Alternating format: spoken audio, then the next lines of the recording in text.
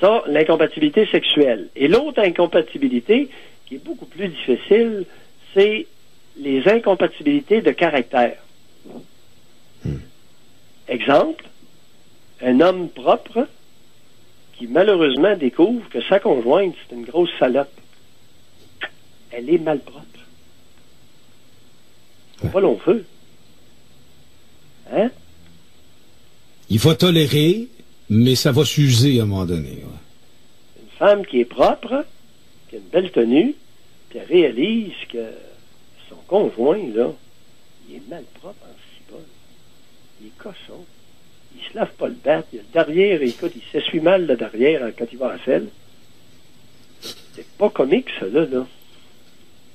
Mais tu peux pas essayer de communiquer. En fait, tu es en train de me dire, tu peux pas demander à quelqu'un de te donner ce qu'il n'y a pas. Donc, tu modifieras pas celui avec qui tu es. Il est comme ça. Une truie, c'est une truie. Une femme qui est malpropre, c'est une femme qui est malpropre.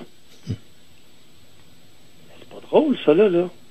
Il y a des hommes qui sont propres, il y a des femmes qui sont malpropres, et vice-versa. Dans les incompatibilités. Dans les incompatibilités de caractère. Ouais. Est-ce qu'on peut ajouter que les goûts ne se rejoignent pas? J'aime pas les mêmes films, j'aime pas la même nourriture. Ça, c'est pas grave, ça. Puis quand les intérêts puis les goûts, là, ça peut être complémentaire. On peut s'entendre assez facilement. Ou encore Ce qui est vraiment problématique, c'est les incompatibilités de caractère. OK, mais il y a pas là-dedans aussi les fragilités. Tu sais, tu m'as dit quelque chose, ça m'a blessé. Ouais, mais j'ai jamais pensé que j'allais être blessé. Ouais, mais je m'en rappelle. Non, ça peut on peut en parler. Oui, c'est un bel exemple de terrain d'échange. OK. Ça, il y a des choses qui peuvent s'améliorer suite à l'échange. Mais les traits de caractère, t'as beau échanger.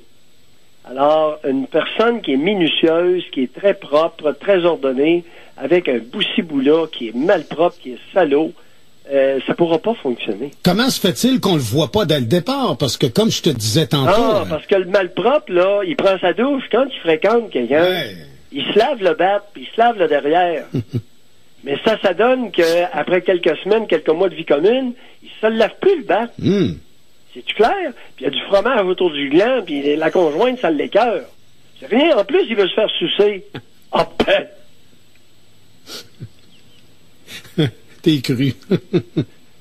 Mais dis-moi pas que je suis cru. Dis-moi que je me trompe, que c'est pas vrai ce que je viens de dire. Dis-moi que c'est faux. Je veux pas le croire. c'est possible, mais tu sais, je veux pas le croire. Ouais. Puis il veut se faire mon père pas le choix. Je peux t'assurer qu'il y a des femmes au Québec qui sont malpropres en cibole. T'es médecin, Pierre. Il enlève le petit culotte, avec la serviette sanitaire dedans, puis il laisse ça à terre comme ça. Ça, là, ça existe, c'est pas rare, là. Ouais.